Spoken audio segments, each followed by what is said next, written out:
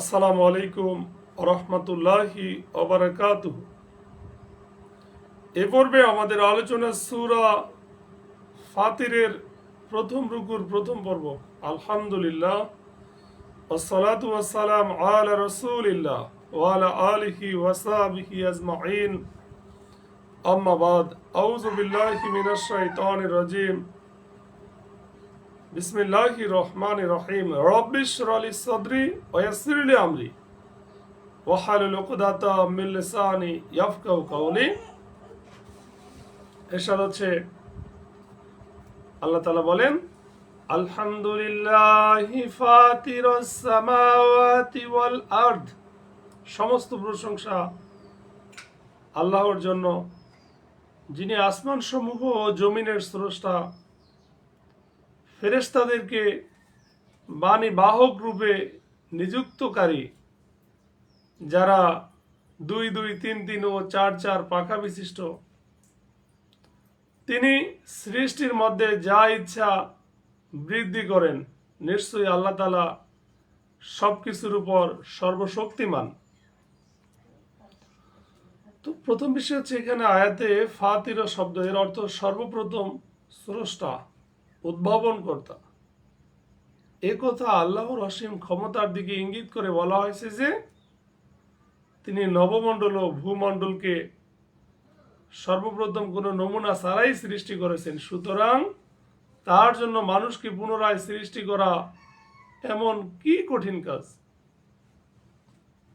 দ্বিতীয় বিষয় হচ্ছে, এই আয়াত থেকে যে 2 2 বা 3 3 পাখা বিশিষ্ট বলতে উদ্দেশ্য হলো হজরতে জিব্রাইল, মিকাইল, ইসরাফিল এবং হজরত আজরাইল,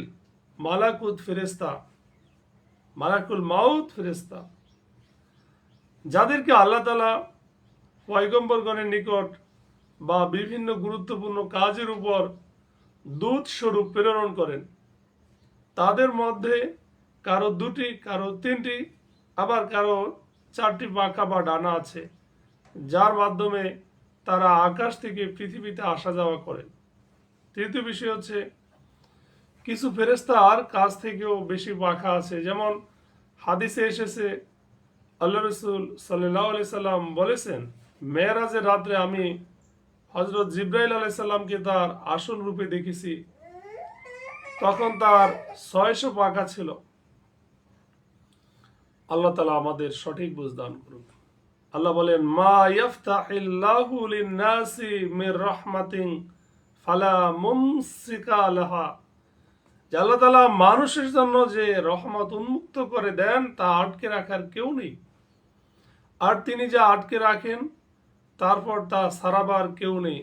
আর তিনি পরাক্রমশালী, প্রজ্ঞাময়। তো এখানে রসুলগণের প্রেরণ ও কিতাব সমূহের অবতরণ ও সেই সকল করোনার মধ্যে গণ্য, অর্থাৎ সকল বস্তুর দাতাও তিনি এবং ফিরিয়ে নেওয়া বা নিবারণ করার মালিকও তিনি।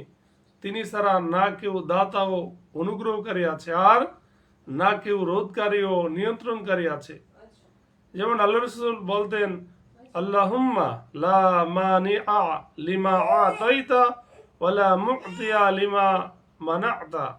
অর্থাৎ, হে আল্লাহ, তুমি যা দান করো তা রোধ করার, যা রোধ করো তা দান করার সাধ্য কারণেই।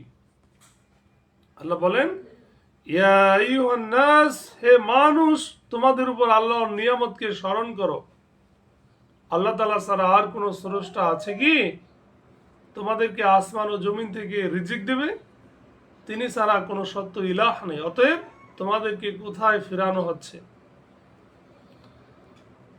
তো এই আয়াতে উদ্দেশ্য যে আল্লাহ অন্য আয়াতে বলেন যে, হে রাসূল, আপনি বলুন, কে আসমান সমূহ জমিনের রব? আবার আল্লাহই বলে দিয়েছেন যে আপনি বলে দিন, মহান আল্লাহ তাআলা, যে বলুন, তবে কি তোমরা অভিভাবক রূপে গ্রহণ করেছো আল্লাহর পরিবর্তে অন্যকে, যারা নিজেদের লাভ বা ক্ষতি সাধনে সক্ষম নয়? আল্লাহ আরো বলেছেন, হে নবী, আপনি বলুন, অন্ধ ও চক্ষুষ্মান কি সমান হতে পারে? অন্ধকার ও আলো কি সমান হতে পারে? কখনো না। আল্লাহ তাআলা বলেন, ওয়া ইয়ুকাযযিবুকা ফাকাদ কুযযিবাত রাসূলুম মিন ক্বাবলিকা। আর যদি তারা আপনাকে মিথ্যাবাদী বলে, তবে আপনার পূর্বের রাসূলগণকেও মিথ্যাবাদী বলা হয়েছিল। আর সকল বিষয় আল্লাহরই কাছে ফিরিয়ে নেওয়া হবে। এই আয়াতে আল্লাহ রাসূল সাল্লাল্লাহু আলাইহি সাল্লামকে এই বলে সান্ত্বনা দেওয়া হয়েছে যে আপনাকে মিথ্যা জ্ঞান করে তারা কোথায় যাবে? শেষ পর্যন্ত সকল বস্তুর ফয়সালা তো আমারই হাতে। যেমন পূর্ব উম্মতরা তাদের পয়গম্বরদেরকে মিথ্যা জ্ঞান করেছিল, ফলে তারা ধ্বংস ছাড়া আর কি পেয়েছে। অতএব এরাও যদি সেরূপ কর্ম হতে বিরত না হয়, তাহলে এদেরকেও ধ্বংস করা আমার জন্য কোনো কঠিন কাজ নয়। আল্লাহ তাআলা বলেন, ইয়া আইয়ুহান নাস, হে মানুষ, ইন্না ওয়া'দাল্লাহি হাক্কুন, নিশ্চয়ই আল্লাহর ওয়াদা সত্য। অতএব দুনিয়ার জীবন যেন তোমাদেরকে কিছুতেই প্রতারিত না করে। আর বড় প্রতারক শয়তান যেন তোমাদেরকে আল্লাহর ব্যাপারে প্রতারণা না করে। তো প্রথম বিষয় হচ্ছে যে আল্লাহর প্রতিশ্রুতি সত্য যে কিয়ামত অনুষ্ঠিত হবে এবং সৎ ও অসৎ লোকদেরকে তাদের কৃতকর্মের প্রতিদান ও প্রতিফল দেওয়া হবে।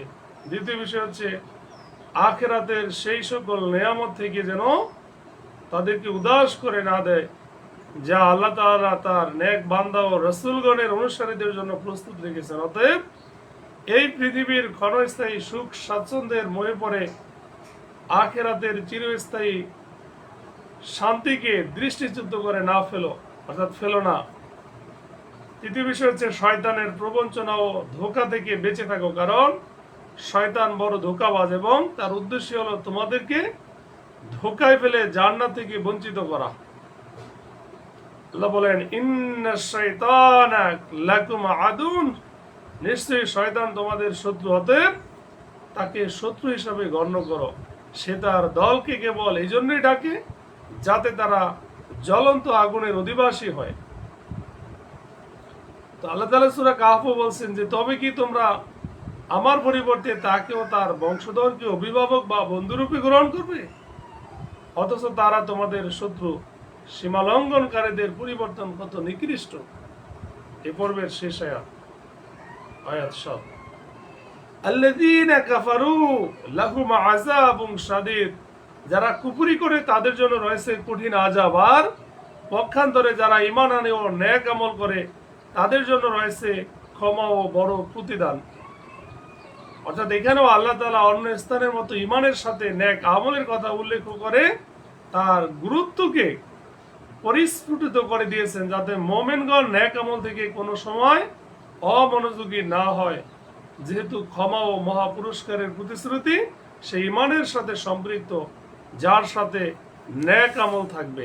আল্লাহ তাআলা আমাদের সঠিক বুঝ দান করুক। আমিন।